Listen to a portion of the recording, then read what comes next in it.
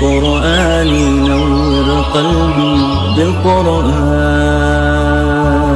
واغفر ذنبي واستر عيبي يا رحمن بالقرآن نور قلبي بالقرآن واغفر ذنبي واستر عيبي يا رحمن بالقرآن بالقرآن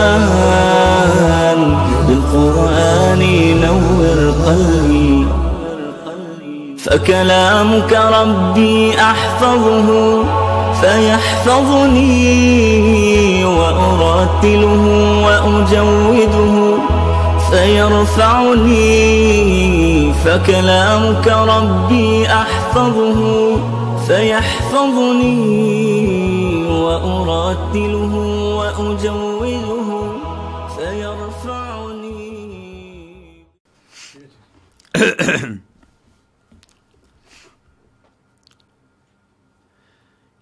إن الحمد لله نحمده ونستعينه ونستغفره ونعوذ بالله من شرور أنفسنا ومن سيئات أعمالنا من يهده الله فلا مضل له ومن يضلل فلا هادي له وأشهد أن لا إله إلا الله وحده لا شريك له وأشهد أن محمدا عبده ورسوله يا أيها الذين آمنوا اتقوا الله حق تقاته ولا تموتن إلا وأنتم مسلمون يا أيها الناس اتقوا ربكم الذي خلقكم من نفس واحدة وخلق منها زوجها وبث منهما رجالا كثيرا ونساء واتقوا الله الذي تساءلون به والأرحام إن الله كان عليكم رقيبا يا أيها الذين آمنوا اتقوا الله وقولوا قولا سديدا يصلح لكم أعمالكم ويغفر لكم ذنوبكم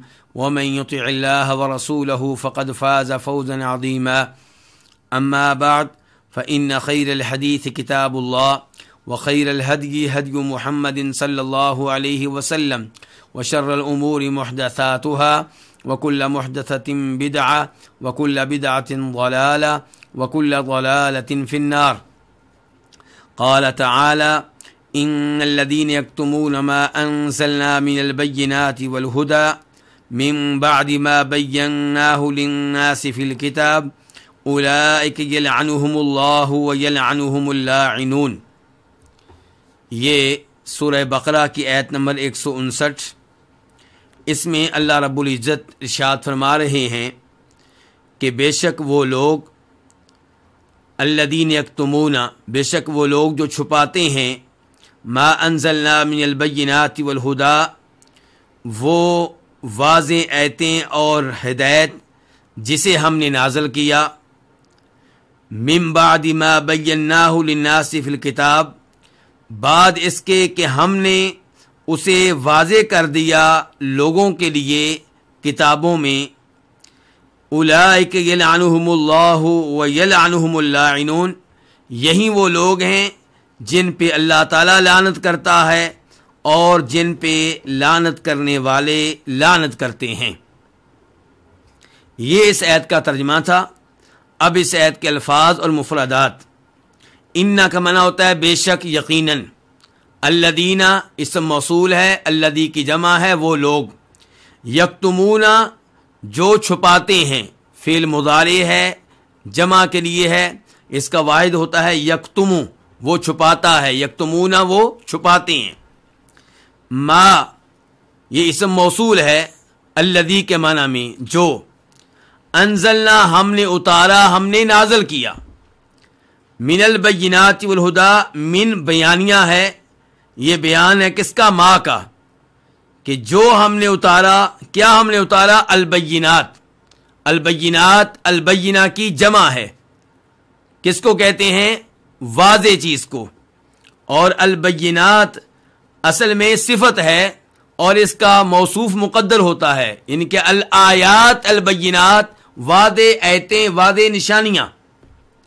الہدا ہدایت. من بعد ما، یہ ما مصدریہ ہے، بعد میں آنے والے فعل کو مصدر کے معنی میں کر دیتا ہے. بینا یہ فعل ماضی ہے جمع کے لیے، ہم نے واضح کیا، ہم نے کھول کر بیان کیا، للناسی لوگوں کے لیے، فی الکتابی الکتاب یہاں پہ جنس ہے، اس سے مراد وہ تمام کتابیں ہیں جو اللہ رب العزت نے نازل کی ہیں۔ اولئک یہی وہ لوگ ہیں، یہ اس میں اشارہ ہے بعید کے لیے، تو جو لوگ اللہ کی نازل کردہ ہدایت کو چھپاتے ہیں وہ اتنے برے ہیں کہ اللہ نے ان کے لیے اس میں اشارہ استعمال کیا ہے بعید والا، جو دور کے لیے ہوتا ہے۔ تو اللہ تعالیٰ بیان کرنا چاہتے ہیں کہ یہ بہت برے لوگ ہیں۔ یلعنو فعل مضارع ہے واحد کے لیے، وہ لعنت کرتا ہے۔ وَيَلْعَنُهُمُ اللَّاعِنُونَ اللاعنون یہ لائن کی جمع ہے، لعنت کرنے والا۔ اب ہم اس آیت کی تفسیر کی طرف آتے ہیں۔ اللہ تعالیٰ اس آیت میں مذمت کر رہے ہیں ان لوگوں کی جو اللہ رب العزت کی طرف سے نازل کردہ آیتیں اور اللہ تعالیٰ کی طرف سے نازل کردہ ہدایت کو چھپاتے ہیں۔ تو اللہ کی وحی کو، اللہ کے دین کو چھپانا یہ کبیرہ گناہ ہے۔ ہمیں کیسے پتا چلا یہ کبیرہ گناہ ہے؟ اس لیے کہ اللہ تعالیٰ نے ان لوگوں پہ لعنت بھیجی ہے جو یہ کام کرتے ہیں، اور جس گناہ پہ اللہ رب العزت کی لعنت مرتب ہو وہ گناہ کون سا ہوا کرتا ہے؟ کبیرہ گناہ ہوا کرتا ہے۔ تو اللہ تعالیٰ کہتے ہیں بے شک وہ لوگ جو چھپاتے ہیں، تو اللہ کی طرف سے نازل کردہ علم کو، ہدایت کو چھپانا جرم ہے۔ کب؟ جب اسے بیان کرنے کی ضرورت ہو، بیان کرنے کی حاجت ہو۔ جب آپ سے کوئی سوال کر رہا ہے، آپ سے کوئی حدیث جاننا چاہ رہا ہے، آپ سے کوئی آیت، کسی آیت کا مفہوم جاننا چاہ رہا ہے، آپ چھپا لیں، یہ جرم ہے۔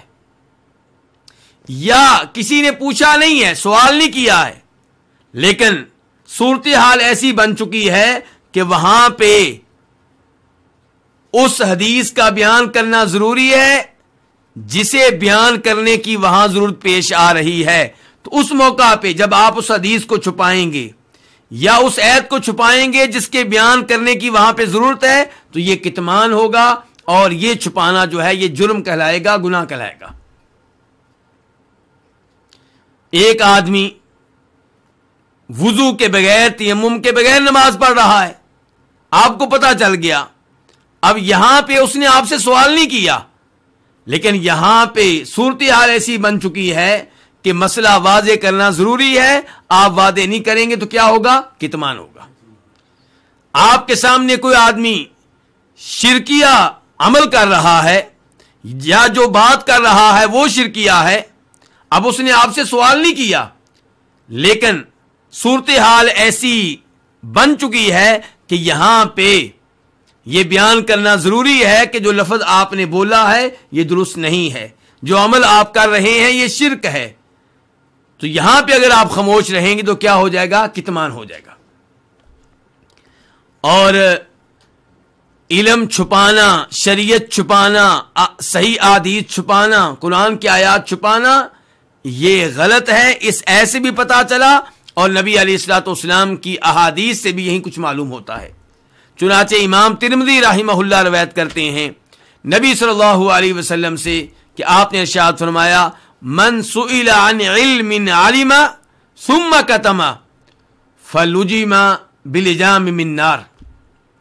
جس کے پاس کوئی علم تھا لیکن اس نے وہ علم چھپا لیا، حالانکہ اس علم کے بارے میں اس سے سوال ہوا ہے، اس سے پوچھا جا رہا ہے، پھر بھی اس نے چھپا لیا، تو اسے جہنم کی لگاموں میں سے ایک لگام پہنائی جائے گی۔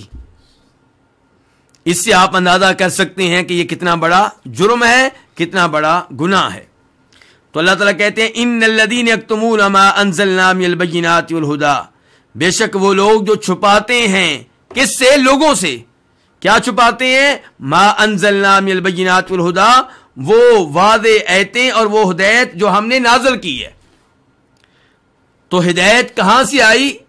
اللہ کی واضح آیتیں کہاں سے آئیں؟ اوپر سے آئیں. اللہ کہتے ہیں ہم نے اتاری ہیں. اس کا مطلب یہ ہے کہ اللہ رب العزت کہاں ہیں؟ اللہ تعالیٰ اوپر ہیں. یہاں اللہ تعالیٰ کے لیے یہاں سے علو ثابت ہوا. یہ ثابت ہوا کہ اللہ تعالیٰ اوپر ہیں. یہ عقیدہ غلط ہے کہ اللہ تعالیٰ ہر مخلوق کے اندر ہیں، ہر انسان کے اندر ہیں، ہر انسان کے دل میں ہیں. یہ عقیدہ درست نہیں ہے. صحیح عقیدہ کیا ہے؟ الرحمن علی العرش استوی، کہ رحمان عرش پہ مستوی ہے، عرش پہ بلند ہے. تو اللہ تعالیٰ ہر مخلوق سے اوپر ہیں، لیکن اوپر ہونے کے باوجود ہر مخلوق اللہ کی قدرت میں ہے، اللہ کے کنٹرول میں ہے. ہر ایک کی آواز کو اللہ سنتے ہیں، ہر ایک کی حرکت کو اللہ تعالیٰ دیکھ رہے ہیں. اور اللہ رب العزت کا ہدایت نازل کرنا اور اپنی واضح آیتیں نازل کرنا اس بات پہ دلالت کرتا ہے کہ اللہ تعالیٰ اپنے بندوں پہ فضل و کرم کرنے والے ہیں. اللہ تعالیٰ اپنے بندوں کے بارے میں یہ چاہتے ہیں کہ وہ کہاں جائیں؟ جنت میں جائیں. اللہ تعالیٰ چاہتے ہیں، اللہ تعالیٰ کی رضا اس میں ہے، اللہ کی محبت اس میں ہے کہ اللہ کے بندے جہنم کی آگ سے بچ جائیں. اس بندوں کے لیے ہدایت نازل کرنے کا، اپنی واضح آیتیں نازل کرنے کا اہتمام کیا. من بعد ما بیناہ للناس فی الکتاب، کہ یہ لوگ اللہ کی طرف سے نازل کردہ ہدایت چھپاتے ہیں بعد اس کے کہ ہم نے اس کو کیا کیا؟ لوگوں کے لیے واضح کیا کتابوں میں، آسمانی کتابوں میں. اس سے پتا چلا کہ اللہ نے جو بھی کتاب نازل کی ہے اس کتاب میں اللہ نے دین واضح طور پہ بیان کیا ہے. اس میں کسی اور کی طرف سے بغیر کسی دلیل کے تعویل کی ضرورت نہیں ہے. اور اس میں رد ہے ان لوگوں کا جو اللہ رب العزت کے ناموں کی تعویل کرتے ہیں یا اللہ کی صفات کی تعویل کرتے ہیں. گویا کہ یہ لوگ کہنا چاہتے ہیں کہ اللہ نے اپنی صفات بیان کی ہیں لیکن اس میں کچھ ایسا رکھا ہے جس کی وجہ سے صورتحال واضح نہیں ہے. اور یہ تعویل کرنے والے جب تک اپنی تعویل پیش نہیں کریں گے تو دین واضح نہیں ہوگا، بیان نہیں ہوگا. جبکہ اللہ کہتے ہیں ہم نے اپنی کتابوں میں جو نازل کیا وہ واضح طور پہ بیان کیا ہے. تو اس لیے اللہ کے وہ نام جو قرآن و حدیث میں آئے ہیں، اللہ کی صفات جو قرآن و حدیث میں آئی ہیں، انہیں بغیر کسی تعویل کے مانا جائے. ہاں اگر کسی جگہ تعویل کی دلیل خود قرآن و حدیث سے مل جائے تو وہاں پہ مان لیا جائے گا. اور ایسا نہیں ہوتا. عام طور پہ جتنی بھی تعویلیں ہوتی ہیں وہ بغیر دلیل کی ہوتی ہیں. تو من بعد ما بیناہ للناس، یہاں لوگوں سے مراد کون سے لوگ ہیں؟ عام لوگ. کیونکہ اللہ رب العزت نے جو بھی ہدایت نازل کی ہے وہ سب لوگوں کے لیے نازل کی ہے. اللہ تعالیٰ فرماتے ہیں وَأَمَّا ثَمُودُ فَهَدَيْنَاهُمْ فَاسْتَحَبُّوا الْعَمَىٰ عَلَى الْهُدَىٰ، قوم سمود ہم نے ان کو ہدایت دی. کون سی ہدایت؟ ہدایت ارشاد. اللہ تعالیٰ نے جو شریعت نازل کی، جو کتابیں نازل کی، وہ سب لوگوں کے لیے تھیں. پھر کچھ لوگوں نے اس ہدایت کو قبول کیا تو انہیں ہدایت توفیق مل گئی، اور کچھ لوگوں نے اعراض کیا تو وہ گمراہی پہ چل پڑے. اولئک یلعنہم اللہ، کہ جو لوگ اللہ کی طرف سے نازل کردہ ہدایت کو، واضح نشانیوں کو چھپاتے ہیں، یہی وہ لوگ ہیں جن پہ اللہ لعنت کرتا ہے. سیاق و سباق کا تقاضا یہ تھا کہ یہاں پہ کہا جاتا اولئک نلعنہم، یہ وہ لوگ ہیں جن پہ ہم لعنت کرتے ہیں. لیکن یہاں پہ اللہ نے کیا کہا؟ یہ وہ لوگ ہیں جن پہ لعنت کون کرتا ہے؟ اللہ تعالیٰ. تو اس میں کیا ہے؟ التفات ہے. کلام کا رخ تبدیل ہو گیا ہے. اللہ تعالیٰ اس انداز سے کلام کر رہے تھے کہ اللہ تعالیٰ خود متکلم ہے. انزلنا، ہم نے نازل کی، بینا، ہم نے وعدے کی. تو اس کے بعد کیا ہونا چاہیے تھا؟ اولئک نلعنہم، یہ وہ لوگ ہیں جن پہ ہم لعنت کرتے ہیں. لیکن یہاں پہ التفات ہے، اور اللہ تعالیٰ کہتے ہیں یہ وہ لوگ ہیں جن پہ اللہ لعنت کرتا ہے. تو یہ التفات، اس کا فائدہ کیا ہے؟ نمبر 1، سامع جو قرآن سن رہا ہے، جو قرآن پڑھ رہا ہے، اس کی توجہ کلام میں رہے. التفات کا یہ فائدہ ہوتا ہے، اس کی توجہ کلام میں رہتی ہے. اور دوسرا فائدہ کیا ہے؟ تعظیم کا. یہ کہنا کہ ان پہ اللہ لعنت کرتا ہے، اس میں تعظیم زیادہ ہے، اس میں ہیبت زیادہ ہے. اللہ تعالیٰ لعنت کرتا ہے. لعنت کا معنی مفہوم کیا ہوتا ہے؟ لعنت کا معنی ہے الطرد والابعاد. اللہ تعالیٰ کا ایسے لوگوں کو دھتکار دینا، انہیں اپنی رحمت سے دور کر دینا. تو جو لوگ اللہ کی طرف سے نازل کردہ علم کو چھپاتے ہیں، ہدایت کو چھپاتے ہیں، یہ اتنے بڑے مجرم ہیں کہ اللہ تعالیٰ ان کو اپنی رحمت سے دور کر دیتا ہے. اللہ ان کو دھتکار دیتا ہے. وَيَلْعَنُهُمُ اللَّاعِنُونَ، اور ان پہ لعنت کرنے والے بھی لعنت کرتے ہیں. یہ کون ہیں؟ یہ اللہ کے فرشتے، یہ انسانوں میں سے مسلمان، جنوں میں سے مسلمان، وہ بھی ایسے لوگوں پہ لعنت کرتے ہیں جو اللہ کی طرف سے نازل کردہ ہدایت کو چھپاتے ہیں. اب لعنت کرنا لفظ ایک ہی ہے جو اللہ کے لیے بھی استعمال ہوا ہے اور جو اللہ کے علاوہ دوسروں کے لیے بھی استعمال ہوا ہے. یہ بالکل وہی صورتحال ہے جو درود شریف میں ہوتی ہے. اللہم صلی علی محمد، یا وہ آیت ان اللہ و ملائکتہ یصلون علی النبی یا ایھا الذین آمنوا صلوا علیہ وسلموا تسلیما. اللہ بھی اپنے نبی پہ صلوات کرتا ہے، اور لوگوں سے بھی کہا جا رہا ہے تم بھی اللہ کے نبی پہ صلوات کرو. تو اللہ کا صلوات کرنا کیا ہے کہ اللہ نبی علیہ الصلوۃ والسلام کی شان بیان کرتا ہے فرشتوں کے سامنے، آپ کا ذکر خیر کرتا ہے فرشتوں کے سامنے، آپ کے درجات کو بلند کرتا ہے، آپ کے مقام کو بلند کرتا ہے. اور لوگوں کا صلوات کرنا کیا ہے؟ لوگوں کا صلوات کرنا یہ ہے کہ وہ اللہ سے دعا کرتے ہیں کہ اے اللہ ہمارے نبی پہ، اپنے نبی پہ صلوات کر، یعنی کہ آپ کی شان میں اضافہ فرما، آپ کا ذکر خیر فرشتوں کے ہاں کر. تو یہاں پہ بھی یہی کچھ ہے. اللہ لعنت کرتا ہے، یعنی کہ اللہ ایسے لوگوں کو اپنی رحمت سے دور کرتا ہے، اللہ ایسے لوگوں کو دھتکار دیتا ہے. اور لوگ لعنت کرتے ہیں، یعنی کہ لوگ اللہ سے دعا کرتے ہیں، اللہ سے سوال کرتے ہیں کہ یا اللہ ان پہ لعنت کر، ان کو اپنی رحمت سے دور کر، ان کو دھتکار دے.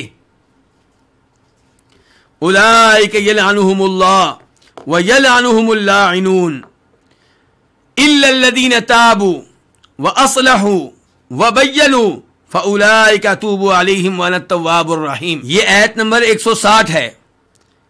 اس میں اللہ تعالیٰ فرما رہے ہیں مگر وہ لوگ جنہوں نے توبہ کی، وَأَصْلَحُوا اور جنہوں نے اصلاح کی، وَبَيَّنُوا اور جنہوں نے کھول کر بیان کر دیا، واضح کر دیا، فَأُولَئِكَ أَتُوبُ عَلَيْهِمْ تو یہی وہ لوگ ہیں جن کی میں توبہ قبول کرتا ہوں. وَأَنَا التَّوَّابُ الرَّحِيمُ اور میں بہت زیادہ توبہ قبول کرنے والا ہوں، نہایت رحم کرنے والا ہوں. اللہ یہ استثناء کے لیے ہے، اور استثناء یہاں پہ کون سا ہے؟ متصل. تو مستثنیٰ منہ کیا ہے؟ وہ لوگ جو اللہ کی طرف سے نازل کردہ ہدایت کو چھپاتے ہیں، وہ کیا ہوئے؟ مستثنیٰ منہ. اور استثناء کیا ہے؟ مستثنیٰ کیا ہے؟ الذین تابوا واصلحوا وبینوا. مزید اس بات کو واضح کروں گا اس آیت کی تفسیر کرتے ہوئے. فی الحال اس آیت کے مفردات اور الفاظ آپ کے سامنے رکھ رہا ہوں. الذین اسم موصول، وہ لوگ، جو لوگ، تابوا فی الماضی یا جمع کے لیے، جنہوں نے توبہ کی، اللہ کی طرف رجوع کیا. وَأَصْلَحُوا یہ بھی فعل ماضی ہے جمع کے لیے، اصلح یصلح سے، جنہوں نے اصلاح کی. وَبَيَّنُوا فعل ماضی ہے جمع کے لیے، جنہوں نے واضح طور پہ بیان کیا، کھول کر بیان کیا. فَأُولَئِكَ اس میں اشارہ ہے بعید کے لیے. اتوبو علیہم، میں ان کی توبہ قبول کرتا ہوں، کیونکہ تاب یتوبو کے دو معنی ہوتی ہیں، ایک توبہ کی توفیق دینا اور ایک توبہ قبول کرنا. تو یہاں پہ اتوب علیہم، میں ان کی توبہ قبول کرتا ہوں. وَأَنَا التَّوَّابُ الرَّحِيمُ، انا کا معنی کیا؟ میں. نحنو کا معنی ہوتا ہے ہم، انا کا معنی میں، اور میں ہی التواب، بہت زیادہ توبہ قبول کرنے والا ہوں. یہ مبالغے کا لفظ ہے. الرحیم، نہایت رحم کرنے والا ہوں، یہ بھی مبالغے کا لفظ ہے. اب اس آیت کی تفسیر کی طرف آتے ہیں. تو اللہ تعالیٰ نے آیت نمبر 159 میں وعدے کیا کہ جو اللہ رب العزت کی طرف سے نازل کردہ ہدایت اور آیتوں کو چھپاتے ہیں یہ ملعون ہیں، ان پہ اللہ کی لعنت اور ان پہ تمام لوگوں کی لعنت، ان پہ لعنت کرنے والوں کی لعنت. اس آیت میں اللہ تعالیٰ بتا رہے ہیں کہ علم چھپانے والوں میں سے کچھ لوگ ایسے ہیں جن پہ اللہ کی لعنت نہیں ہوگی، جن پہ لعنت کرنے والوں کی لعنت نہیں ہوگی. تو جو علم چھپانے والے تھے وہ کیا ہوئے؟ مستثنا منہ. اور مستثنا کون ہے؟ کون ہے وہ جن پہ لعنت نہیں ہوگی؟ جنہوں نے اپنے جرم سے توبہ کر لی. جرم کیا تھا؟ اللہ کی طرف سے نازل کردہ ہدایت اور علم اور شریعت کو چھپانا. اب یہ گناہ ان سے سرزد ہوتا رہا. اب انہوں نے توبہ کر لی، رجوع کر لیا. کس سے رجوع کر لیا؟ چھپانے کے جرم سے. جی الا الذین تابوا، مگر وہ لوگ جنہوں نے توبہ کر لی. وَأَصْلَحُوا، اور جنہوں نے اصلاح کی. کس کی؟ اس فساد کی جو ان کے علم چھپانے سے پیدا ہو چکا تھا. توبہ بھی کی آپ نے اس جرم کی، اور اصلاح کی اس فساد کی جو ان کے چھپانے کی وجہ سے پیدا ہو چکا تھا. ان کے علم چھپانے کی وجہ سے جو برائیاں پیدا ہو چکی تھی. مثال کے طور پہ آپ یہودیوں کو لے لیں. انہوں نے تورات کی وہ آیات چھپائیں جن آیات میں نبی علیہ الصلوۃ والسلام کے اوصاف بیان ہوئے تھے، جن آیات میں آپ کے بارے میں بشارتیں دی گئی تھیں، جن آیات میں آپ کی علامتیں اور نشانیاں بیان کی گئی تھیں. اب ان کے چھپانے کی وجہ سے بہت سے یہودیوں نے نبی علیہ الصلوۃ والسلام کی مخالفت کی، آپ کو نبی ماننے سے انکار کر دیا. اب اگر کوئی یہودی اپنے اس چھپانے کے جرم سے توبہ کرتا ہے تو اس کو چاہیے کہ اپنے جرم سے پیدا ہونے والے فساد کی اصلاح کرے. جو لوگ گمراہ ہوئے ہیں ان کو بتائے کہ میں یہ غلطی کرتا رہا، اب میں واضح کر رہا ہوں کہ تورات میں نبی علیہ الصلوۃ والسلام کے بارے میں بشارتیں موجود ہیں، آپ کو نبی مان لو، آپ اللہ کے سچے نبی ہیں. آپ میں جو نشانیاں پائی جاتی ہیں یہ وہی ہیں جو تورات میں آخری نبی کے بارے میں بیان کی گئی ہیں. تو الا الذین تابوا واصلحوا وبینوا. اور اب آئندہ کیا کریں؟ علم کو بیان کریں، شریعت کو بیان کریں، اللہ کی آیتوں کو بیان کریں، نبی علیہ الصلوۃ والسلام کی احادیث بیان کریں. فَأُولَٰئِكَ أَتُوبُ عَلَيْهِمْ، تو یہی وہ لوگ ہیں جن کی توبہ میں قبول کرتا ہوں.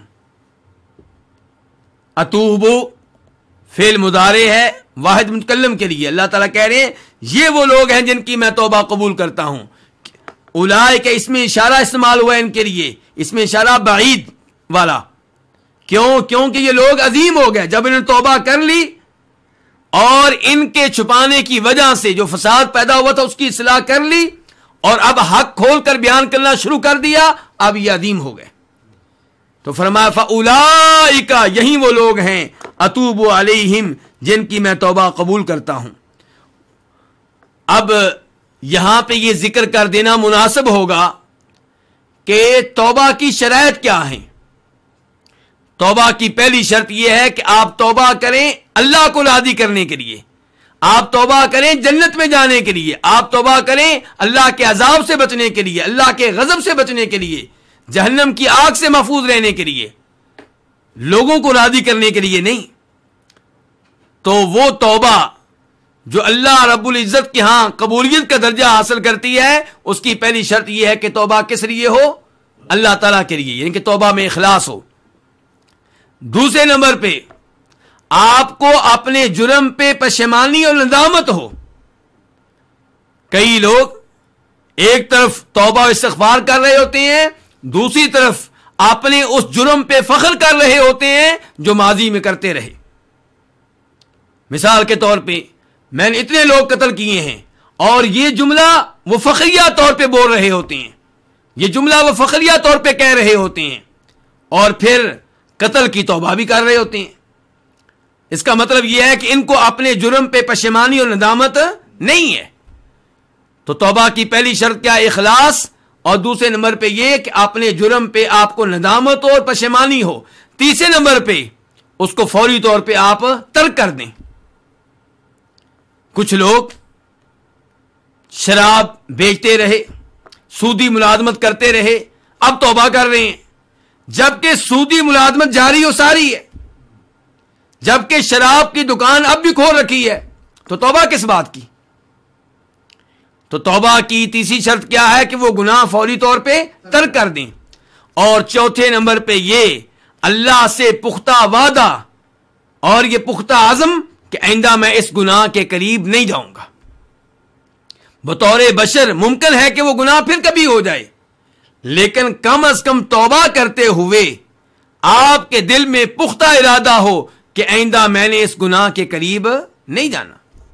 ورنہ کئی لوگ ایسے ہیں جو حج عمرے پہ جاتے ہیں اور اپنے کبیرہ گناہوں کی پختہ توبہ کرتے ہیں، لیکن دل میں یہ ہوتا ہے واپس جا کے یہ کام پھر کروں گا۔ تو پھر یہ توبہ نہیں ہے، یہ وہ توبہ نہیں ہے جو اللہ رب العزت کے ہاں شرف قبولیت حاصل کرتی ہے۔ تو اِلَّا الَّذِينَ تَابُوا وَأَصْلَحُوا وَبَيَّنُوا فَأُولَٰئِكَ أَتُوبُ عَلَيْهِمْ، یہاں پہ توبہ ہے تو اس کا مطلب یہ ہے کہ ان لوگوں کو احساس ہو کہ ہم نے اللہ کے دین میں سے کچھ چھپایا تھا، اور وہ کیا تھا؟ وہ جرم تھا، اس کے اوپر پشیمانی ہو، ندامت ہو، اور چھپانے کے عمل کو اب ترک کر دیں، اور یہ عزم ہو کہ آئندہ چھپائیں گے نہیں بلکہ توحید کو بیان کریں گے، نبی علیہ السلام کی رسالت کو بیان کریں گے، حق کو بیان کریں گے، آپ کی احادیث کو بیان کریں گے۔ افسوس سے کہنا پڑتا ہے کہ مسلمان آج کل فرقوں میں تقسیم ہو گئے اور مسالک میں تقسیم ہو گئے، اور کئی مسالک ایسے ہیں جن کے علماء پبلک سے صحیح احادیث کو چھپاتے ہیں، کیونکہ وہ احادیث بیان کریں گے تو ان کے مسلک پہ زد پڑے گی، ان کے مسلک پہ تنقید ہوگی، لوگ ان کا مسلک چھوڑنا شروع کر دیں گے۔ اس وجہ سے قرآن کی آیتیں چھپاتے ہیں، نبی علیہ الصلوۃ والسلام کی صحیح احادیث چھپاتے ہیں۔ تو اللہ کی طرف سے نازل کردہ دین کو، آیتوں کو، آپ کی احادیث کو چھپانا کون سا گناہ ہے؟ کبیرہ گناہ ہے۔ علماء کرام کا فرض یہ نہیں ہے کہ وہ حق چھپائیں اپنے مسلک کو بچانے کے لیے، ان کا فریضہ یہ تھا کہ وہ حق بیان کریں، چاہے وہ حق ان کے مسلک کے خلاف ہو، چاہے ان کے استاد کے خلاف ہو، چاہے ان کی مخصوص فضا کے خلاف ہو جو انہوں نے قائم کر رکھی تھی۔ اللہ تعالیٰ کہتے ہیں وَأَنَا التَّوَّابُ الرَّحِيمُ، اور میں ہی بہت توبہ قبول کرنے والا ہوں، رحم کرنے والا ہوں۔ یہ اللہ کے دو نام ہیں، نمبر ایک تواب، نمبر دو الرحیم، اور ان دو ناموں سے اللہ کی دو صفتوں کا پتہ چلتا ہے۔ پہلی صفت کیا ہے؟ توبہ قبول کرنا، اور دوسری صفت کیا ہے؟ رحمت کرنا۔ ہم اللہ تعالیٰ کی یہ دونوں صفتیں مانتے ہیں، اور تواب وہ ہے جو بار بار توبہ قبول کرنے والا ہو اور ہر ایک کی توبہ قبول کرنے والا ہو۔ تو اللہ تعالیٰ تواب ہیں، ایک انسان اللہ سے 1000 دفعہ توبہ کرتا ہے، آج یہ گناہ کیا اللہ سے توبہ کر رہا ہے، کل دوسرا گناہ کیا پھر اللہ سے توبہ کر رہا ہے، تیسرے دن پھر پہلے والا گناہ ہو گیا پھر توبہ کر رہا ہے۔ اللہ رب العزت اس کی بار بار توبہ قبول کر رہے ہیں۔ اور پھر اللہ تعالیٰ سے کتنے انسان ہیں جو توبہ کرتے ہیں؟ ہزاروں، لاکھوں، کروڑوں، اربوں انسان ہیں جو اللہ سے توبہ کر رہے ہیں، اللہ ہر ایک کی توبہ قبول کر رہا ہے۔ تواب کے معنی میں یہ بھی داخل ہوگا اللہ توبہ کی توفیق دینے والا بھی ہے اور توبہ قبول کرنے والا بھی ہے۔ الرحیم، اللہ تعالیٰ نہایت رحم کرنے والا ہے، تو اس سے اللہ کی صفت رحمت کا پتہ چلتا ہے۔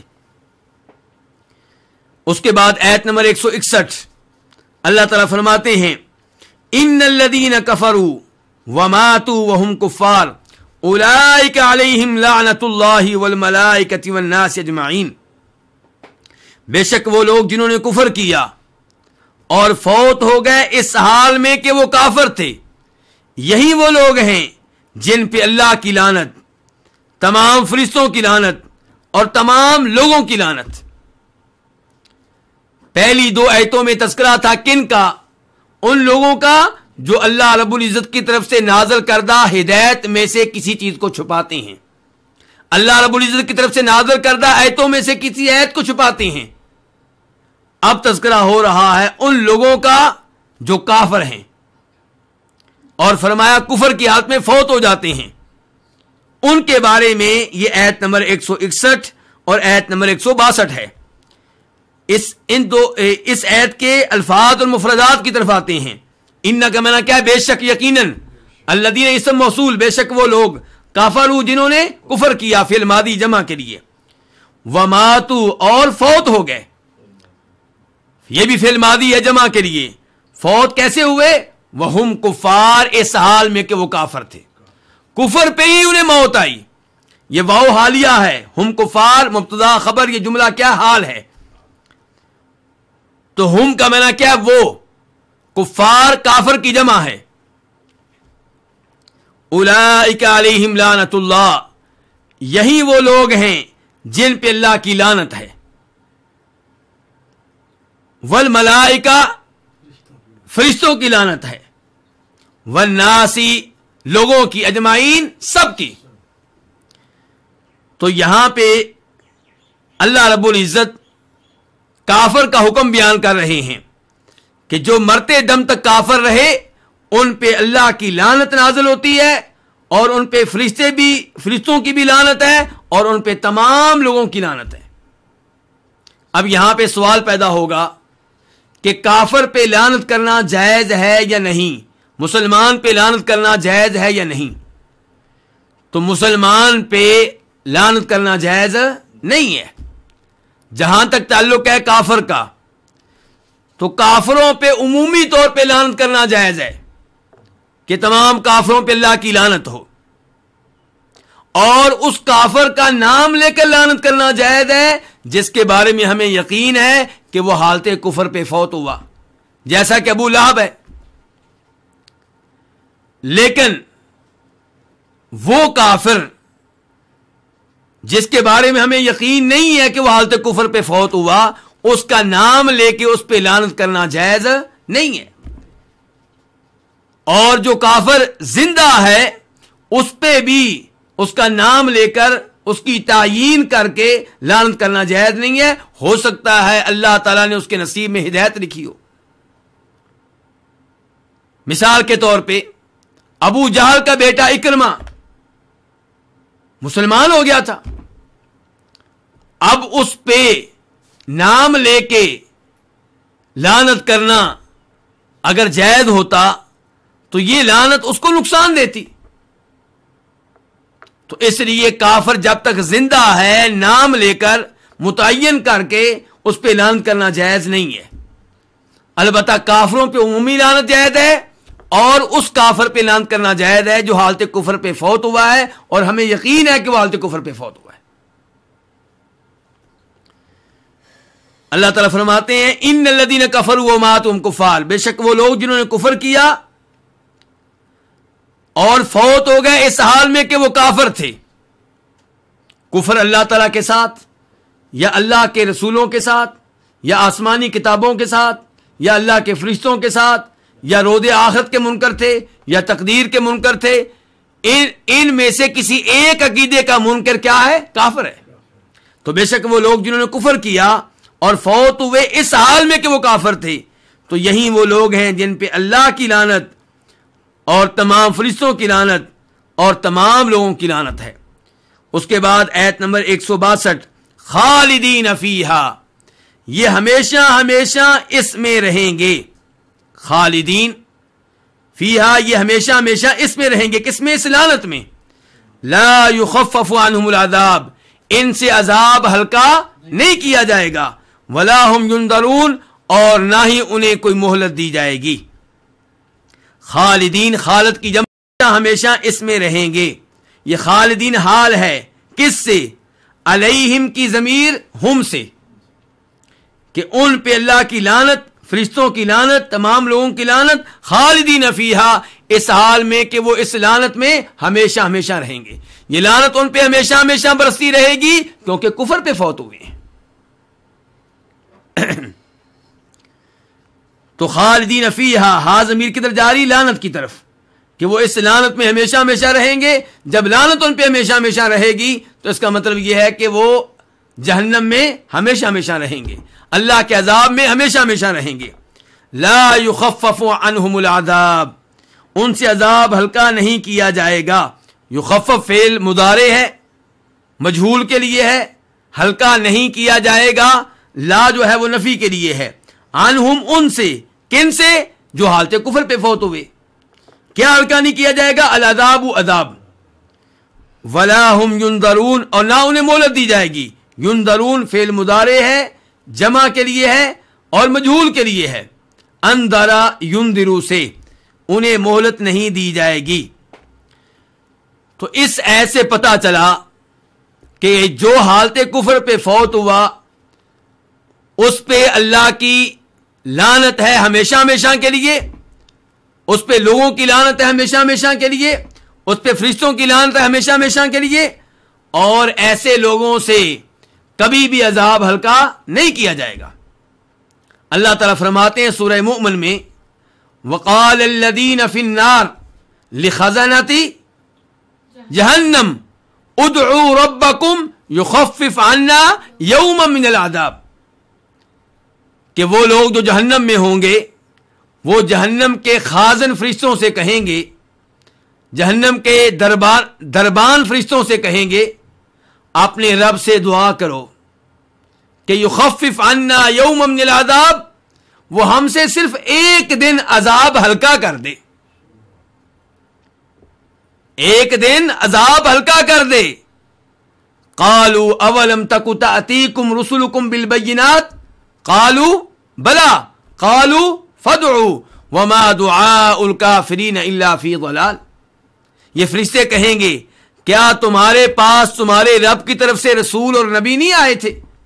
کیا تم تک اللہ کا پیغام نہیں پہنچا تھا؟ کیا تم تک اللہ کی شریعت نہیں پہنچی تھی؟ کہیں گے بالکل پہنچی تھی. فرشتے کہیں گے پھر خود ہی تم دعا کر لو، ہم تمہارے لیے کوئی شفاعت نہیں کریں گے. اور اللہ تعالی نے فرمایا وما دعاء الکافرین الا فی ضلال. اگر اس دن اور اس موقع پہ کافر اللہ سے دعا کریں گے تو دعا کرنے کا کوئی فائدہ نہیں ہوگا، وہاں پہ اللہ کو پکارنے کا فائدہ نہیں ہوگا. یعنی کہ اگر اللہ سے رابطہ کرنا ہے تو دنیا میں کریں، دنیا میں اللہ کی شریعت پہ چلیں، دنیا میں اللہ کے نبیوں پہ ایمان لائیں، دنیا میں اللہ کی طرف سے دیے گئے عقائد کو قبول کریں.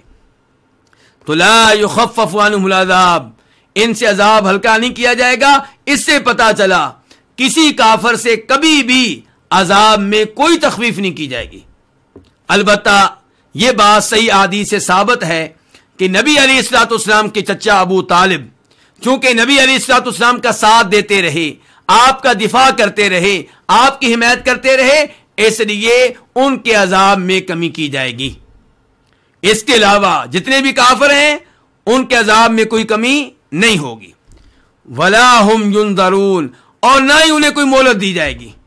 مرتے ہی اللہ کے عذاب کا شکار بن جاتے ہیں، مرتے ہی اللہ کا عذاب شروع ہو جاتا ہے اور اس میں کوئی مہلت نہیں دی جائے گی. آیت نمبر 163 اللہ تعالیٰ فرماتے ہیں وَإِلَٰهُكُمْ إِلَٰهٌ وَاحِدٌ لَا إِلَٰهَ إِلَّا هُوَ الرَّحْمَٰنُ الرَّحِيمُ اور تمہارا معبود ایک ہی معبود ہے، نہیں ہے کوئی معبود مگر وہی الرحمن وہ بہت رحمت کرنے والا ہے، الرحیم نہایت مہربان ہے. الہکم تمہارا معبود، الہ معبود کے معنی میں ہوتا ہے جس کی عبادت کی جائے، یعنی کہ تمہاری طرف سے ہر طرح کی عبادت کا حقدار کون ہے؟ ایک ہی معبود ہے، دو نہیں ہیں، تین نہیں ہیں، لا الہ الا ہو، اس کے سوا کوئی معبود برحق نہیں ہے۔ الرحمن یہ مبالغے کا لفظ ہے، وہ بہت زیادہ رحمت کرنے والا ہے۔ الرحیم بھی مبالغے کا لفظ ہے، وہ نہایت مہربان ہے۔ یہاں پہ اللہ رب العزت اپنی توحید بیان کر رہے ہیں اور بتا رہے ہیں کہ معبود ایک ہی ہے۔ اس سے پتا چلا کہ عیسائیوں کا عقیدہ غلط ہے کہ اللہ رب العزت بھی معبود، ان کی والدہ جناب مریم بھی معبود، یا اللہ تعالی معبود، عیسیٰ علیہ السلام معبود اور جبریل علیہ السلام بھی معبود۔ تو معبود کتنے ہیں؟ ایک ہی۔ تثلیث کا عقیدہ غلط ہے۔ وَإِلَٰهُكُمْ إِلَٰهٌ وَاحِدٌ، تمہارا معبود ایک ہی معبود ہے، ایک ہی معبود کی عبادت کرو۔ اس میں ان مسلمانوں کے لیے بھی پیغام ہے جو کلمہ پڑھنے کے باوجود عبادت میں اللہ کے ساتھ اوروں کو شریک کرتے ہیں اور پھر کہتے ہیں کہ ہم شرک نہیں کرتے۔ ان لوگوں کو پتہ ہونا چاہیے عبادت کس کو کہتے ہیں۔ دعا عبادت ہے۔ جب آپ غیبانہ طور پہ اللہ رب العزت کی طرح قبر والوں کو پکارتے ہیں، فوت شدگان کو پکارتے ہیں، تو یہ ان کو اللہ کے ساتھ عبادت میں شریک کرنا ہے۔ تو اللہ رب العزت کی عبادت پہ مشتمل امور اللہ کے لیے خاص ہیں، ان میں دوسروں کو شریک کرنے کی اجازت نہیں ہے۔ تو تمہارا معبود ایک ہی معبود ہے، لا الہ الا ہو، اس کے سوا کوئی معبود برحق نہیں۔ لا نفی جنس کے لیے ہے، الہ اس کا اسم ہے۔ خبر کہاں ہے؟ خبر مقدر ہے۔ وہ کیا ہے؟ کچھ لوگ کہتے ہیں کہ وہ ہے موجود، یعنی کہ لا الہ موجود الا ہو، کہ اللہ کے علاوہ کوئی ایسا معبود نہیں ہے جو موجود ہو، اور یہ چیز حقیقت کے خلاف ہے۔ حقیقت کیا ہے؟ کہ اللہ کے علاوہ کئی ایسے ہیں جن کو معبود بنایا گیا، جن کی عبادت کی جا رہی ہے۔ ہندو گائے کی عبادت کرتے ہیں تو گائے معبود ہے۔ تو یہ کہنا کہ اللہ کے علاوہ کوئی معبود موجود نہیں ہے، یہ غلط ہے۔ موجود ہے معبود۔ بت کیا ہے؟ معبود ہے۔ کئی انسان ہیں جن کی عبادت کی جاتی ہے، کی جاتی رہی ہے، وہ سب کیا تھے؟ معبود تھے۔ تو پھر خبر کیا ہونی چاہیے؟ خبر یہ کہ لا الہ حق الا ہو، لا الہ مستحق للعبادت الا ہو، کہ اللہ کے علاوہ کوئی ایسا نہیں ہے جو معبود برحق ہو۔ اور اس کی تائید سورہ حج کی آیت سے ہوتی ہے، ذالک بان اللہ هو الحق وان ما يدعون من دونه هو الباطل۔ بات یہ ہے کہ اللہ ہی معبود برحق ہے، اور یہ لوگ اللہ کے علاوہ جن کی عبادت کرتے ہیں وہ سب کے سب کیا ہیں؟ باطل ہیں، وہ معبودان باطلہ ہیں۔ معبود برحق ایک اللہ ہے۔ تو یہ ہے لا الہ الا ہو، کہ اللہ کے علاوہ کوئی معبود برحق نہیں ہے۔ الرحمن، تمہارا معبود جو ہے وہ رحمان بھی ہے، رحیم بھی ہے۔ تو الہکم یہ مبتدا تھا، اس کی چار خبریں ہیں۔ پہلی خبر الہ واحد، تمہارا معبود ایک ہی معبود ہے، یہ پہلی خبر۔ دوسری خبر لا الہ الا ہو، تمہارے معبود کے علاوہ کوئی معبود برحق نہیں ہے۔ تیسری خبر تمہارا معبود کیا ہے؟ رحمان ہے۔ چوتھی خبر تمہارا معبود کیا ہے؟ رحیم ہے۔ رحمان و رحیم اللہ کے ناموں میں سے دو نام ہیں۔ رحمان بھی مبالغے پہ دلالت کرتا ہے، رحیم بھی مبالغے پہ دلالت کرتا ہے، لیکن رحمان میں مبالغہ زیادہ ہے۔ کیوں؟ کیونکہ رحمان کے الفاظ اور حروف زیادہ ہیں۔ رحمان کے حروف زیادہ ہیں رحیم کے مقابلے میں، اس لیے رحمان میں رحمت میں مبالغہ زیادہ پایا جاتا ہے۔ رحمان و رحیم یہ دونوں نام اللہ کی رحمت پہ دلالت کرتے ہیں۔ پھر یہاں پہ دو نام کیوں لائے گئے؟ کیا دونوں میں کوئی فرق ہے؟ اس بارے میں علماء کرام کے کئی ایک اقوال ہیں، کئی ایک آراء ہیں۔ مثال کے طور پہ رحمان وہ ہے جس کی رحمت دنیا میں بھی ہے، آخرت میں بھی ہے، اور رحیم وہ ہے جس کی رحمت آخرت میں صرف مسلمانوں کے لیے ہے. اور ایک فرق یہ بیان کیا گیا ہے کہ رحمان فعلان کے وزن پہ ہے، اور فعلان وہ وزن ہے جو اپنے معنی کی وسعت پہ دلالت کرتا ہے.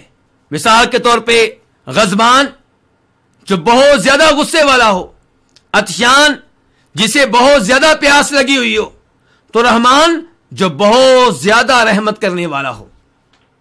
اور رحیم فعیل کے وزن پہ ہے، اور یہ فعیل کا وزن جو ہے یہ دلالت کرتا ہے اپنے معنی کے دوام پہ، ہمیشگی پہ، یعنی کہ اللہ تعالی ہمیشہ رحمت کرنے والا ہے.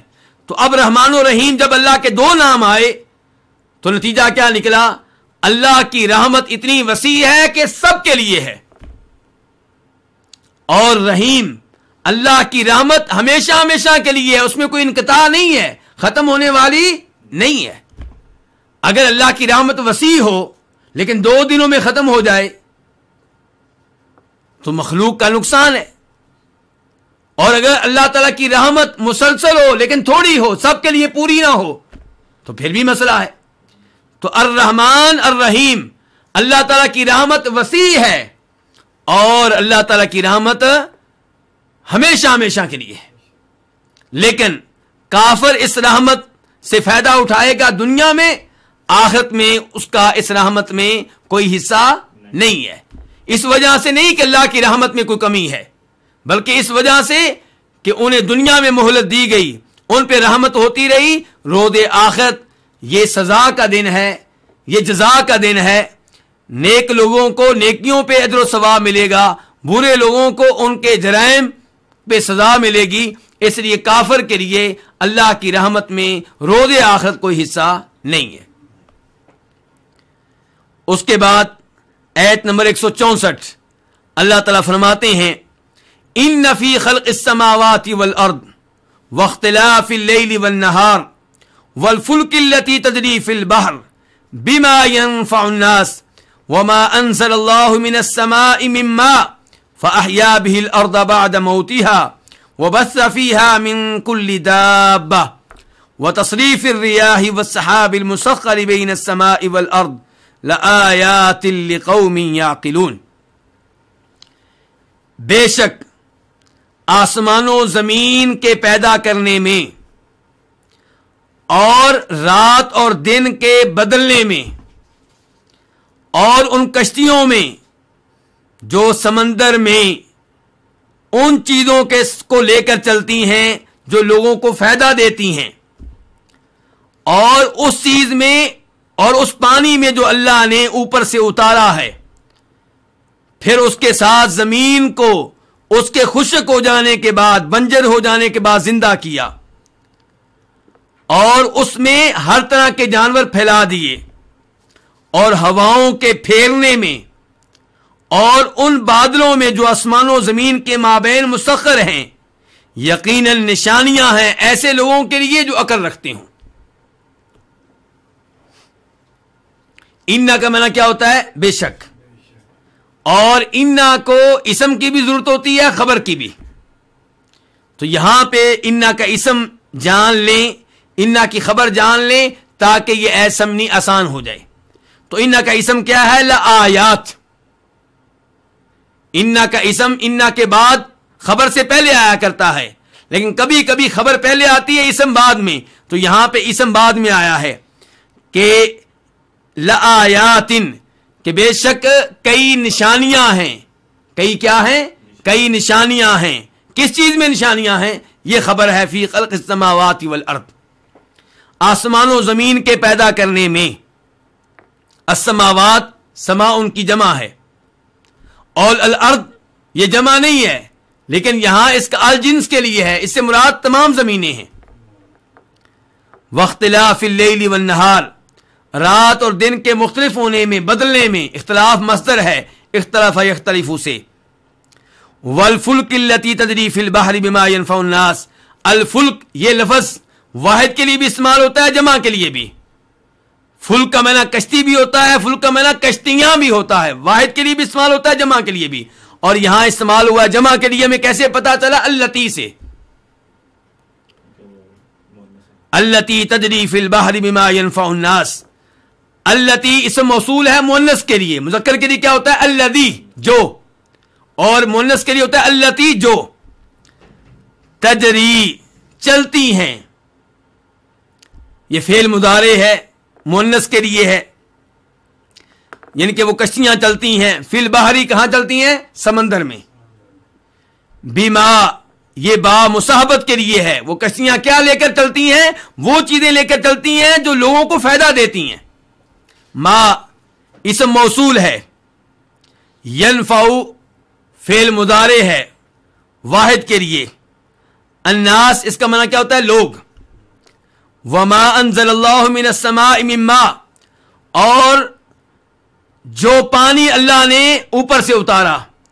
ما اسم موصول ہے، جو، انزلہ اتارا فعل ماضی. من السماء اس سے مراد کیا ہے؟ اوپر سے، کیونکہ پانی کہاں سے آتا ہے؟ کیا آسمانوں سے آتا ہے؟ نہیں، آسمانوں سے نیچے جو بادل ہوتے ہیں ان سے آتا ہے. السماء کا لفظی معنی کیا ہوتا ہے؟ بلندی. تو بادل کہاں ہوتے ہیں؟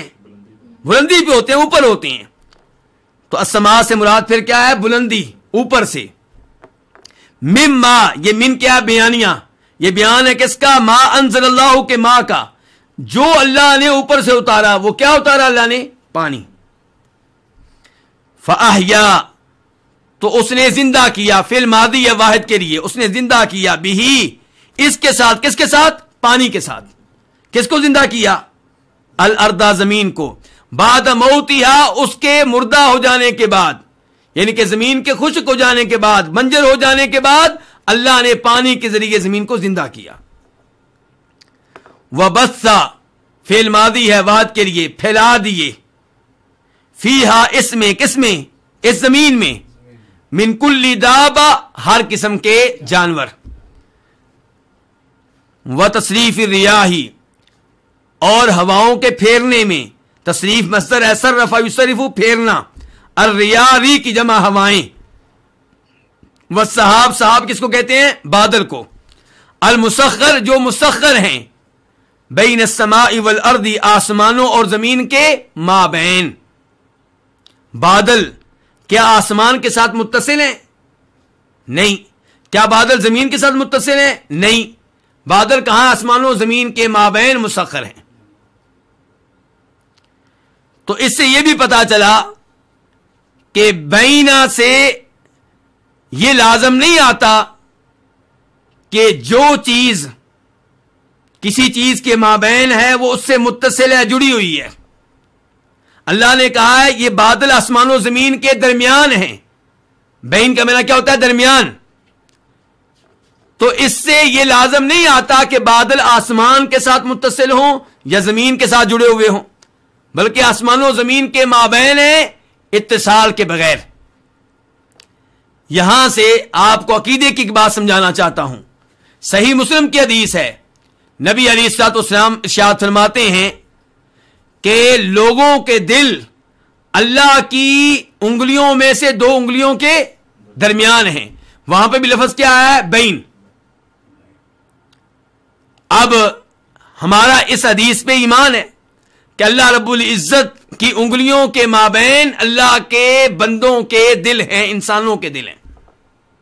لیکن کئی لوگ اس حدیث کی تعویل کرتے ہیں. وہ کہتے ہیں یہ کیسے ممکن ہے کہ تمام لوگوں کے دل اللہ کی 2 انگلیوں کے درمیان ہوں؟ اس کا مطلب یہ ہے کہ اللہ کی انگلیاں لوگوں کے دلوں کے ساتھ جڑی ہوئی ہیں، متصل ہیں، ساتھ لگی ہوئی ہیں، اور یہ اللہ کی شان کے خلاف ہے. اللہ تو سب سے اوپر ہے، اللہ مخلوق کے ساتھ متصل نہیں ہے. تو ہمارا جواب کیا ہے کہ تمہاری تعویل کی کوئی ضرورت نہیں ہے. تم خود ایک غلط معنی پیدا کرتے ہو، پھر اس کی وجہ سے حدیث اور قرآن کی آیتوں کی تعویل کرتے ہو. تمہیں کس نے کہا ہے کہ بین کے لفظ سے یہ لازم آتا ہے کہ انسانوں کے دل اللہ کی انگلیوں کے ساتھ جڑے ہوئے ہیں، ساتھ لگے ہوئے ہیں، متصل ہیں؟ بلکہ انسانوں کے دل اللہ کی 2 انگلیوں کے درمیان ہیں اتصال کے بغیر. جیسے اللہ نے کہا ہے یہاں پہ کہ بادل آسمانوں زمین کے مابین ہیں، لیکن یہ بادل آسمان کے ساتھ متصل نہیں ہے، زمین کے ساتھ متصل نہیں ہے. تو لوگوں کے دل اللہ کی 2 انگلیوں کے مابین ہیں، اتصال کے بغیر. کیسے ہیں؟ جیسے اللہ جانتا ہے، جیسے اللہ کے شان شان ہے، ہم اس کی کیفیت و تفصیلات نہیں جانتے. المسخر، جن کو مسخر کیا گیا ہے، یہ اسم مفعول ہے. بادل جس کو مسخر کیا گیا ہے. لآیات، آیت ان کی جمع ہے، نشانیاں. لقوم یعقلون، ایسی قوم کے لیے، یعقلون جو عقل کرتے ہوں، جو سمجھنے والے ہوں. اب اس آیت کی تفسیر کی طرف آتے ہیں. اللہ رب العزت نے آیت نمبر 163 میں اپنی توحید بیان کی تھی. اللہ نے وعدے کیا تھا میں ایک ہی معبود برحق ہوں. اب اس آیت نمبر 164 میں اللہ تعالی وہ نشانیاں بیان کر رہے ہیں، وہ دلائل بیان کر رہے ہیں جن سے پتا چلتا ہے کہ اللہ تعالی واقعی ایک ہیں، جن سے پتا چلتا ہے اللہ کے وجود کا. ان نشانیوں سے علم ہوتا ہے اللہ کے وجود کا. ان نشانیوں سے پتا چلتا ہے کہ اللہ تعالیٰ ایک ہیں اور اللہ کا کوئی بھی شریک نہیں ہے. چنانچہ اللہ فرماتے ہیں آسمانوں زمین کے پیدا کرنے میں اللہ کے وجود پہ نشانی ہے، اللہ کے ایک ہونے پہ کیا ہے؟ نشانی ہے. اور اس میں کوئی شک و شبہ نہیں. آسمان اللہ کی بہت بڑی نشانی ہے. الذی خلق 7 سماوات طباقا ما تری فی خلق الرحمن من تفاوت. اللہ نے 7 آسمان پیدا کیے، تہ بتہ، اوپر نیچے. اللہ تعالیٰ کہتے ہیں آپ کو رحمان کی اس مخلوق میں کوئی کمی بیشی نظر نہیں آئے گی، کوئی عیب نظر نہیں آئے گا. اپنی نکات دوڑاؤ، بار بار دوڑاؤ، بار بار دیکھو، تمہیں کوئی شگاف، کوئی دراڑ، کوئی سوراخ نظر نہیں آئے گا، کوئی عیب نظر نہیں آئے گا. تو یہ اللہ کی عظمت پہ دلالت کرنے والی، اللہ کی قدرت پہ دلالت کرنے والی بہت بڑی نشانی ہے. اور پھر آپ دیکھیں ستونوں کے بغیر قیم و دائم ہے. زمین کی طرف آ جائیں، یہ بھی اللہ کی قدرت پہ دلالت کرنے والی، اللہ کی وحدانیت پہ دلالت کرنے والی بہت بڑی نشانی ہے. یہ زمین اللہ نے بچھا دی ہے اور حرکت نہیں کرتی. اگر یہ حرکت کرنے والی ہو تو انسان اس پہ ٹھہر نہ سکے. اور پھر اللہ نے اس کو لوہے کی طرح سخت نہیں بنایا، اسی لیے انسان اس کو کھوتا ہے، ہل چلاتا ہے، بلڈنگیں قائم کرتا ہے، گھر قائم کرتا ہے، ہوٹل قائم کرتا ہے. اگر لوہے کی طرح سخت ہو تو انسان یہ سب کچھ نہ کر سکے. اور یہ اتنی نرم بھی نہیں ہے کہ انسان اس کے اندر دھنس جائے، انسان کا گھر اس میں دھنس جائے، انسان کی بنائی ہوئی بلڈنگ اس میں دھنس جائے. یہ میں چند پوائنٹ بتا رہا ہوں، ورنہ آسمانوں میں اور زمین میں اللہ کی وحدانیت پہ دلالت کرنے والی کئی نشانیاں ہیں. پھر آپ رات اور دن کے آنے جانے کو لے لیں، مختلف ہو جانے کو لے لیں. کبھی رات بڑا، کبھی دن، کبھی رات بڑی، کبھی دن بڑا، کبھی دن چھوٹا اور رات بڑی. تولج اللیل فی النہار وتولج النہار فی اللیل. اے اللہ تو رات کو دن میں داخل کرتا ہے، دن کو رات میں داخل کرتا ہے. قل ارأیتم ان جعل اللہ علیکم اللیل سرمدا الی یوم القیامہ من الہ غیر اللہ یأتیکم بضیاء. اگر اللہ تعالی قیامت تک کے لیے رات کر دے، کون ہے جو روشنی لے کر آئے؟ اور اس کے بعد کی آیت میں فرمایا اگر اللہ تعالی قیامت تک کے لیے کیا بنا دے؟ دن بنا دے، تو کون رات لے کر آئے گا جس میں تمہیں سکون ملتا ہے؟ تو رات اور دن میں اللہ کی قدرت کی کئی نشانیاں ہیں. اور ایسے ہی آپ دیکھ لیں کشتیاں جو سمندر میں چل رہی ہیں، سمندر میں ان کا چلنا اور خالی نہیں چل رہی. بما ينفع الناس، وہ چیزیں لے کے جو لوگوں کو نفع دیتی ہیں. تجارت کا سامان کشتی میں ہوتا ہے، کشتیاں بھری ہوئی ہوتی ہیں، اپنا بھی وزن، سامان کا بھی وزن، اور چل رہی ہیں کس پہ؟ پانی پہ. یہ اللہ کی قدرت کی نشانی ہے، یہ اللہ تعالیٰ کے ایک ہونے کی نشانی ہے. اگر دو رب ہوں تو یہ نظام کامیابی سے نہ چل سکے. ایک رب کشتی کو چلائے، دوسرا اس کو ڈبو دے. اور یہی صورتحال رات دن کی ہو، اور یہی صورتحال آسمانوں کی ہو. ایک رب آسمان کو قائم رکھنا چاہے، دوسرا اس کو گرا دے. لیکن آسمان و زمین کا یہ نظام جو ایک تسلسل سے چل رہا ہے، رات اور دن کا یہ نظام جو تسلسل سے چل رہا ہے، یہ اس بات کی دلیل ہے کہ رب ایک ہے اور وہی معبود برحق ہے۔ وما انزل اللہ من السماء من ماء، ایسے ہی وہ پانی جو اللہ تعالیٰ اوپر سے نازل کرتے ہیں، اس پانی کے ذریعے اللہ تعالیٰ بنجر زمین کو سرسبز و شاداب کر دیتے ہیں، فصلیں اگتی ہیں، پودے اگتے ہیں، کس سے؟ مٹی سے۔ مٹی کو پھاڑ کر باہر نکلتے ہیں، کمزور سا پودا مٹی کو پھاڑتا ہے۔ یہ کون ہے؟ یہ اللہ ہے۔ وَبَثَّ فِيهَا مِن كُلِّ دَابَّةٍ، اور ایسی اللہ تعالیٰ نے زمین میں ہر طرح کے جانور پھیلا دیے ہیں۔ ان جانوروں پہ غور کرو، ایک ایک جانور اس بات پہ دلیل ہے کہ اللہ رب العزت ایک ہے اور اللہ تعالیٰ ہر چیز پہ قادر ہے۔ کشتیوں کا جہان، معذرت کے ساتھ ہاتھیوں کا جہان، شیروں کا جہان، کتوں کا جہان، بندروں کا جہان، گائیوں کا جہان، بکریوں کا جہان، اونٹوں کا جہان، ایک ایک جانور ایک جہان کی حیثیت رکھتا ہے، اور ہر جانور میں اللہ کی عظمت اور قدرت کی کئی نشانیاں ہیں، کئی دلائل ہیں۔ وہ تصریف الریاح، ہواؤں کو پھیرنا کبھی شمال کی طرف کبھی جنوب کی طرف، یہ کون ہے؟ یہ اللہ تعالیٰ ہے۔ اور یہ بادل جو آسمان و زمین کے مابین قائم ہیں، چل رہے ہیں، جدھر اللہ حکم دیتا ہے ادھر جاتے ہیں، جہاں پہ اللہ چاہتا ہے وہاں پہ پانی برساتے ہیں، اور پھر اتنا پانی برساتے ہیں جتنا اللہ چاہتا ہے، اور آرام آرام سے برساتے ہیں۔ سارا پانی یکدم برسا دیں تو لوگ ہلاک ہو جائیں، لوگوں کی بلڈنگیں گر پڑیں، لیکن ایک ایک قطرہ، دو دو قطرے، قطرہ قطرہ بارش برستی ہے۔ یہ اللہ تعالیٰ کی رحمت ہے۔ تو یہ تمام چیزیں جو ہیں لآیات، یہ نشانیاں ہیں اللہ کی وحدانیت کی، لیکن سب لوگ ایمان نہیں لاتے۔ کیوں؟ کیونکہ نشانیاں ان لوگوں کے لیے یعقلون، جو اپنی عقل کو استعمال کریں، جو سمجھنے والے ہوں، جو شعور رکھتے ہوں۔ اللہ رب العزت سے دعا ہے کہ اللہ رب العزت ہمیں قرآن حکیم کو صحیح معنوں میں سمجھنے کی توفیق بخشے۔ آخر میں اس آیت کا ترجمہ دوبارہ کر دوں کہ بے شک آسمان و زمین کے پیدا کرنے میں، رات اور دن کے بدلنے میں، اور ان کشتیوں میں جو سمندر میں وہ چیزیں لے کر چلتی ہیں جو لوگوں کو فائدہ دیتی ہیں، اور اس پانی میں جو اللہ نے اوپر سے اتارا اور اس کے ساتھ زمین کو اس کے مردہ ہو جانے کے بعد زندہ کیا، اور اس میں ہر طرح کے جانور پھیلا دیے، اور ہواؤں کے پھیرنے میں، اور اس بادل میں جو آسمان و زمین کے مابین مسخر ہے، لآیات، البتہ کئی نشانیاں ہیں، لقوم، ان لوگوں کے لیے، یعقلون، جو عقل سے کام لیتے ہوں، جو سمجھتے ہوں۔ اللہ رب العزت ہمیں اپنی عظمت پہ دلالت کرنے والی یہ نشانیاں سمجھنے کی توفیق دے، اپنا قرآن سمجھنے کی توفیق دے۔ وآخر دعوانا ان الحمد للہ رب العالمین۔